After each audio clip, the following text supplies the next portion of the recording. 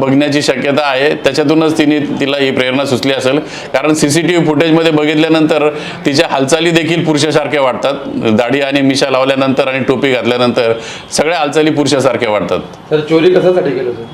चोरी शक्यता आहे, तिला काही कर्ज असू शकतं, काही गोष्टी आता त्या तपासाचा भाग आहे, पुढील तो माणिकपूर पोलीस स्टेशन करतील।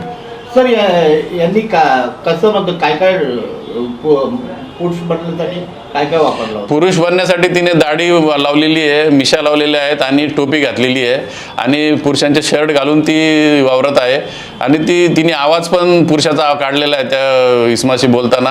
कारण आम्ही जेव्हा व्हिजिट केली स्पॉटला तेव्हा त्या जे फिर्यादी आहेत त्यांनी आम्हाला पुरुष आला म्हणूनच सांगितलं, त्यांना असं काही संशय आला नाही तिच्या बाबतीत। ती त्याची नातेवाईक असताना देखील तिच्याबद्दल त्यांना काही संशय आलेला नाही, इतकं तिने ते व्यवस्थित वेषांतर केलेलं आहे। तर यांनी कुठून ते खरेदी केली असणार हे सगळं?